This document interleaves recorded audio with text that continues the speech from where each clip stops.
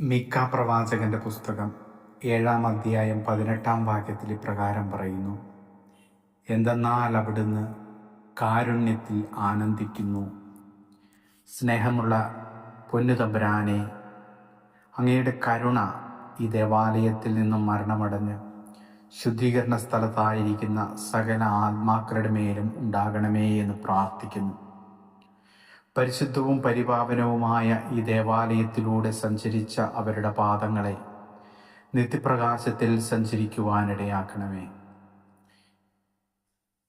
ദേവാലയത്തിൽ നിന്റെ സ്തുതിഗീതങ്ങൾ കേട്ട ഇവരുടെ കാതുകൾ, കർത്താവേ, നിന്റെ ശിക്ഷാവിധിയുടെ സ്വരം കേൾക്കാതിരിക്കട്ടെ.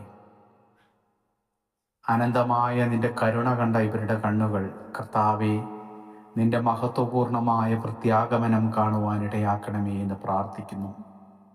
ഈ ദേവാലയത്തിൽ നിന്നും മരണമടഞ്ഞ് ശുദ്ധീകരണ സ്ഥലത്തായിരിക്കുന്ന സകല ആത്മാക്കളെയും, ഇവിടെ ശുശ്രൂഷ ചെയ്ത് കടന്നുപോയ വൈദികരുടെയും സിസ്റ്റേഴ്സിൻ്റെയും ആത്മാക്കളെയും കർത്താവേ, നിന്റെ കരുണയ്ക്ക് വേണ്ടി അങ്ങയുടെ സന്നിധിയിലേക്ക് സമർപ്പിക്കുന്നു. നിരവധിയായ അവരുടെ പാവങ്ങളുടെ നിന്ന് മുഖം മറയ്ക്കണമേ എന്ന് അങ്ങയോട് പ്രാർത്ഥിക്കുന്നു.